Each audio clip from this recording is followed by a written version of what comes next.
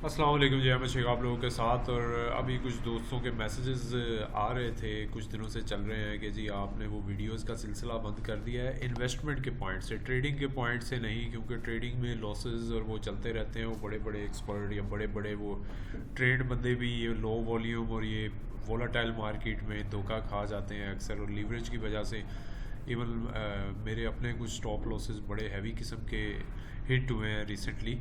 तो इन्वेस्टमेंट के पॉइंट से अगर बात करें तो निशात मिल के बारे में कुछ दोस्तों ने पूछा था कि क्या सिचुएशन है।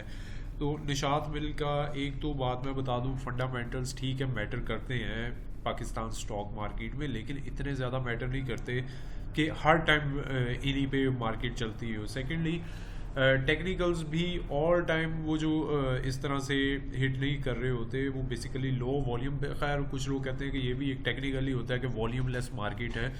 तो खैर हम इसमें डिस्कस करने की बजाय अभी बात करते हैं कि निशात मिल्स किस रेट पे है, किस लेवल पे खड़ी हुई है इस वक्त। तो ये जो निशात मिल का जो एक ये लेवल है करंटली 53 के करीब, 52 53 का लेवल, ये कोविड के जो लोएस्ट पॉइंट था ये वो पॉइंट है।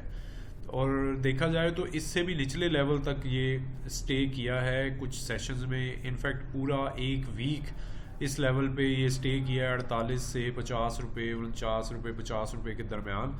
तो अभी भी ये उस तरह से स्टेबल नहीं हुआ। तो ये एक इट मीन्स कि या तो यहाँ पे अभी ये कुछ अरसा अक्यूमुलेशन होगी, कुछ अरसा यहाँ पे स्टे करेगा और फिर अप साइड पे जाएगा, या फिर अभी भी इसमें थोड़े से डाउनफॉल की मार्जिन हो सकता है। तो इन्वेस्टमेंट के लिए इसकी क्या स्ट्रेटजी हो सकती है, तो मैं आपको बताता हूँ कि ये जो लेवल है 38 से 40 रुपये के दरमियान वाला लेवल, ये 2011 में, अगस्त 2011 में ये लेवल पे टच किया था। जो कि अब आप समझ लीजिए कि तकरीबन तकरीबन 12 से 13 साल होने वाले हैं। तो ये 12-13 साल का लो होगा 40 रुपये का। तो इन अदर वर्ड्स अगर इन्वेस्टमेंट के पॉइंट से अगर आप देखना चाहें तो इसको स्प्लिट बाइंग कर सकते हैं 3 फेजेस में, 30-30% के हिसाब से बाय कर सकते हैं। एक मतलब 50 रुपये से 51-52 रुपये के रेट पे 30% बाइंग कर सकते हैं आप। अगर आपने ₹1,00,000 इन्वेस्ट करना है तो आप 30,000-33,000 रुपया कर लें। सेकंड बाइंग आप करें तकरीबन 45 रुपये के करीब थोड़ी सी, और फिर उसके बाद ये 38 से 40 रुपये के दरमियान आए तो आप ये बाय कर सकते हैं। ये होगा आपका बाइंग स्ट्रेटजी, और मुझे लगता है कि इससे लो जाने के चांसेस बहुत कम होंगे। तो इससे पहले वाला जो लो था अप्रैल 2009 में था, इसका लो एक बना था तकरीबन 27 से 26 से 28 रुपये के दरमियान। ये एरिया इसने टच किया था 2009 में।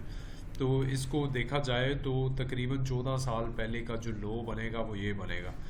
तो खैर अभी इस तरह से नहीं लग रहा। अब सिचुएशन क्या है, किस वजह से ये इतना लो आ रहा है, तो वो आप सबके नॉलेज में है कि रॉ मटेरियल इंपोर्ट के लिए क्लियरेंस नहीं हो रही, एलसीज क्लियर नहीं हो रही।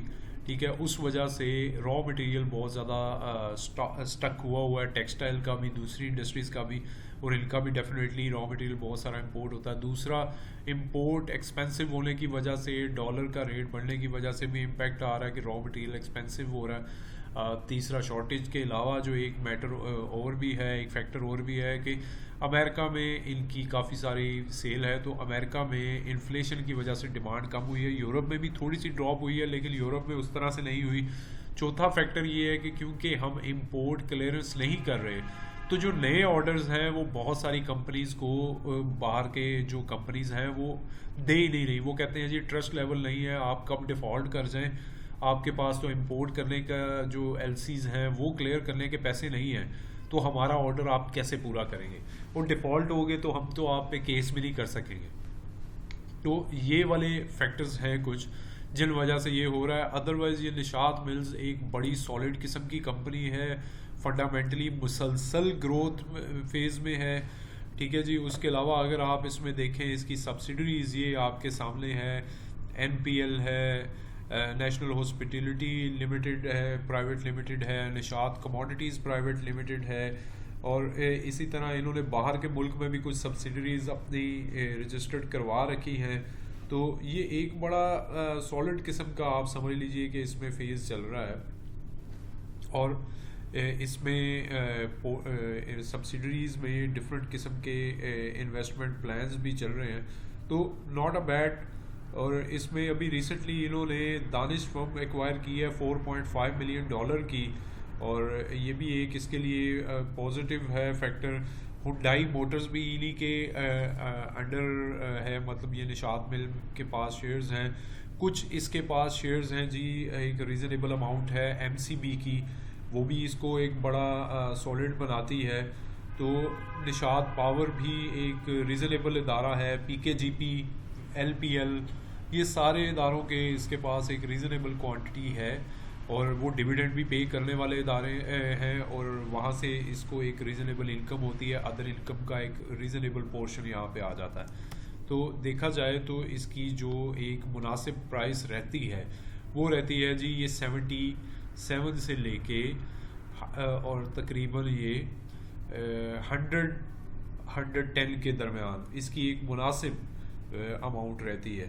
तो इसकी मुसलसल अगर आप देखें तो प्रॉफिटेबिलिटी में भी और सेल्स में भी एक बड़ा शानदार किस्म का इंक्रीज़ देखने को मिल रहा है।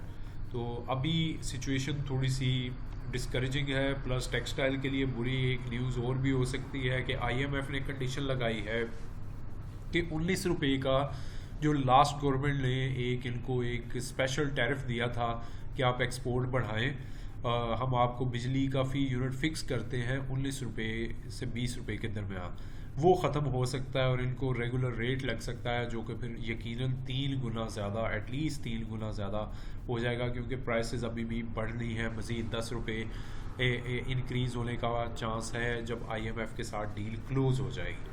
तो ये सीन सिनेरियो है जी, आप इस हिसाब से अपनी इन्वेस्टमेंट का प्लान कर सकते हैं एनएमएल में।